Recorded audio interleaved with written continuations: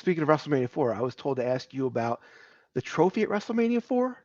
Is there? Oh, yeah. Because I honestly, I have no idea what this is. I can't wait to hear it. Okay, so the day before we were doing a walkthrough. They had the tournament for the trophy, the Open WrestleMania. So Joey Morella, the late great Joey Morella, and I were to walk the trophy down to the ring, and then practice lifting it up, putting it up into the ring, and placing it. So Joey was in the ring, and I was handing him the trophy. I was handing the trophy up to him, and it was so darn top heavy that it started to go, and it snapped in half. So now we're panicking, going, okay, we just broke this damn thing the day before. What are we going to do? How do we fix this? Can we fix it? Can we get another one? And a couple of the workers there at Trump Plaza, they said, "Oh yeah, yeah, we can fix this thing, no problem. Just give it to us. Give us 30 minutes. Give us an hour. We'll have it." So we gave it to them. They fixed it. Went through the rehearsals, everything. They finally decided, okay, both Jimmy, both you and Joy will get in the ring, and we'll have the guys hand it up to you, so both of you can actually lift it back. All right, cool.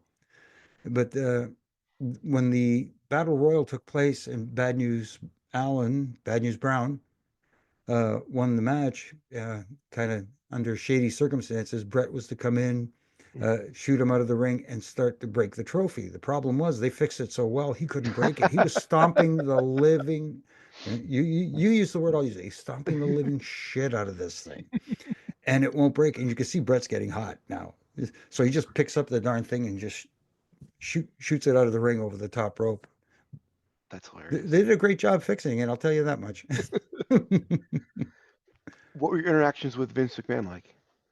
Um, very for the most part very cordial. He was the boss. You know what I mean? But Right. um, he was stern when if you screwed up, you heard it.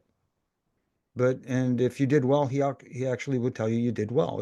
It was kind of ran the gambit. But I never really interacted very much with him on a social level. You know what I mean? It was all Hmm. pretty much business and a little bit of clowning around at the arena and stuff like that. The only time that he caught me really off guard was I don't know. Do you remember the era of the Federettes? Of course. Yeah, where they Yeah. used to take the ringside Yeah. garb and stuff like that.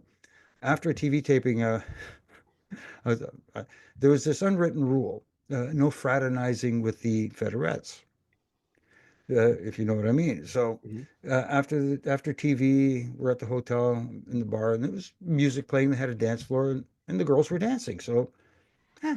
I just went over to Dan. Nothing. It was nothing more than that. So in strolling into the bar, here comes Vince, and I'm going.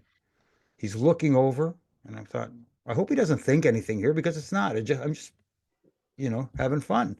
Right. And he walks over, goes, James, what are you doing? I said, nothing, dancing. He says, what? I said, just dancing, Vince. Nothing, just dancing. He says, dancing?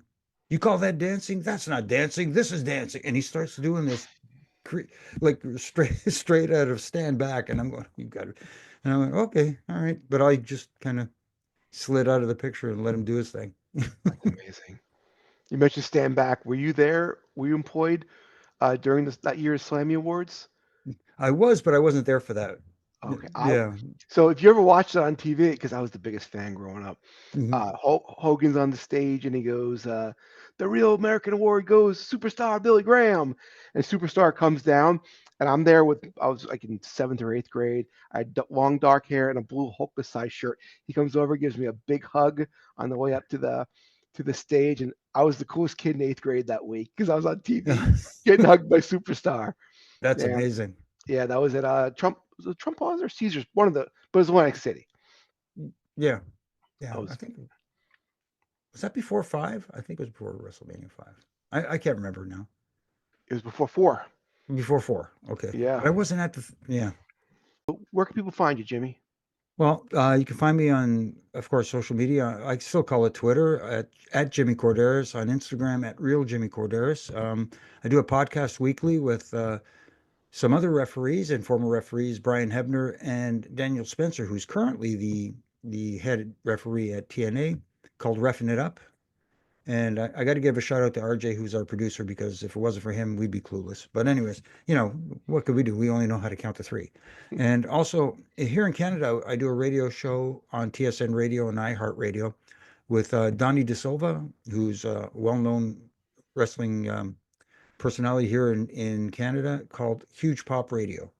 And, we do a weekly radio show. It's an hour long on linear radio, but the website, hugepopradio.com, you can catch the full version because we do interviews with current and past superstars. And you can only play, because it is radio, you can only play like a 12-minute clip from it. And a lot of times these interviews will be an hour and a bit. And wrote a book a little while back called The Three Count: My Life in Stripes as a WWE referee.